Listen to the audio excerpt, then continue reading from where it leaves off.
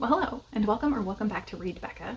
It is a dark and snowy night, but I'm here for a tag video bringing you the Booktuber Name Tag for 2025. I saw this from Aaron Read a Book. He did a fun version of this in 2024 and decided to reboot the tag with new Booktuber names. So every one of the prompts is inspired by and drawn from a Booktuber who you should check out if you are not already subscribed.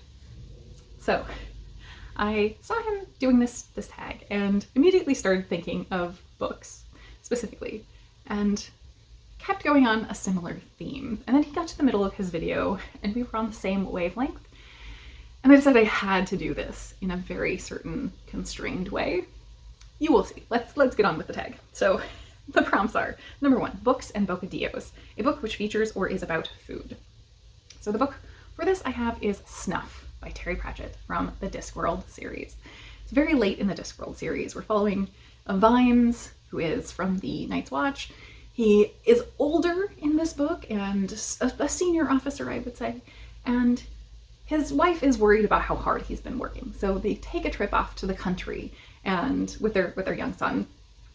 And while there, because she's concerned about his health and well-being, there is a lot of talk about food, specifically because she is constraining his food. So he's constantly seeking out tidbits and morsels that he's not supposed to be having. The second one is genre books, a book you like in a genre you don't usually read. And for that, I had a very hard time picking one out for this because there aren't any genres I don't usually read, really. But I'm going to say Tiffany Aching's The Wee Free Men by Terry Pratchett, also from Discworld.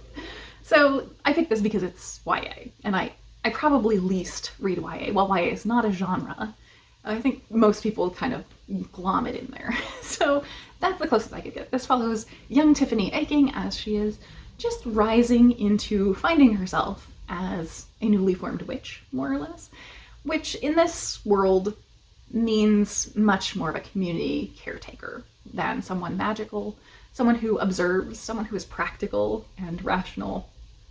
But also she does step into magical situations. And I absolutely love the entire Tiffany Aching series. Number 3 is Bookstalgic, a book that makes you feel nostalgic. And for that, I have Small Gods, again by Terry Pratchett from the Discworld series. And this feels nostalgic because it is the first Discworld book that I ever read. It's very caught up in religious critique and satire.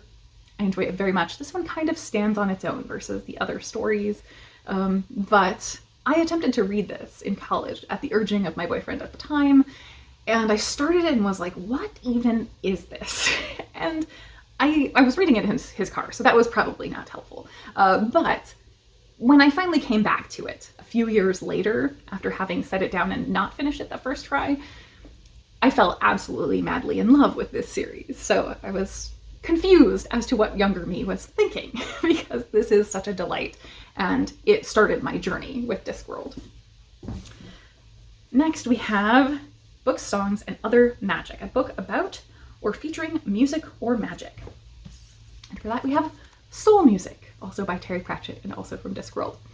In this book it's a death book, so there's a whole sub-series following the character of Death. And he happens to have a sort of adopted granddaughter, Susan. And Susan is filling in for Death in this series, in this book, but she also, as an aside, decides she wants to pursue a career in rock music. And so, as you can see, you've got a very creepy guitar there.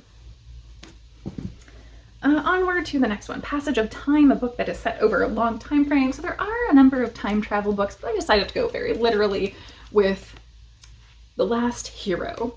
This is a graphic work illustrated by Paul Kidby. And this one very literally begins by telling us that the story started 10,000 years before.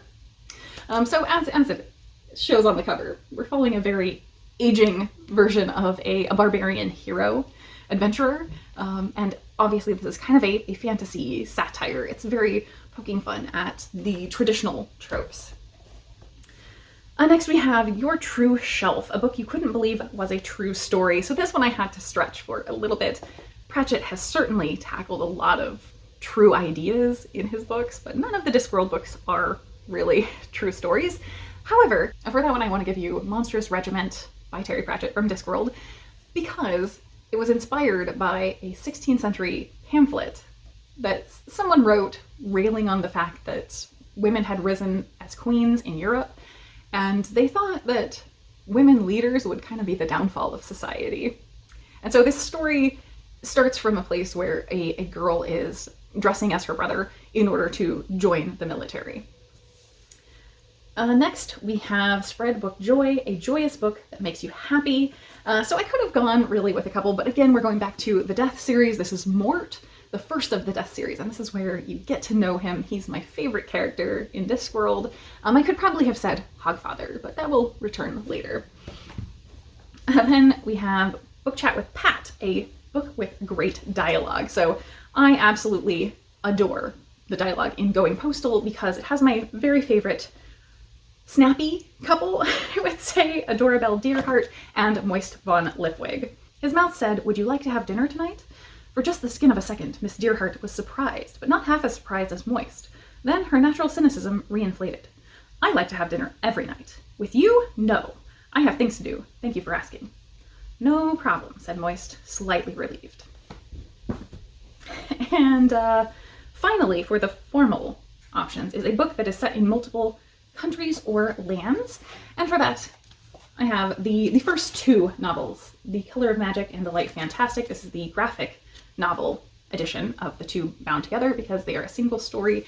And this is perfect for that because one of the characters is literally a tourist. Like, that is his whole role, is him being a tourist to Ankh-Morpork, the main city of Discworld that we explore in most of the series.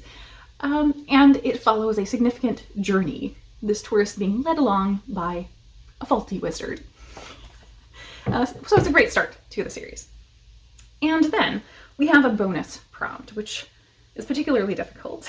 So a book that matches your own channel name or a channel you love. So my channel name, Read Becca, is not too inspiring, but I had a couple of ideas. So Read Becca is obviously similar to Rebecca, the very famous book. And Rebecca specifically is quite famous for its opening line. So I thought maybe I could, for this, use a great opening line.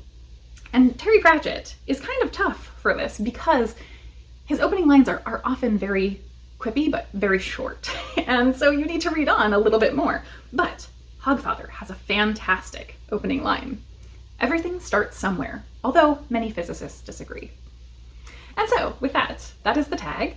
I think I will tag Melinda from Web of Stories and Angelia from Read and Reread if they have not done this, because I know they are always about the tags. And I think that's it for me today. Thank you so very much for joining me for the tag, and thank you very much for watching.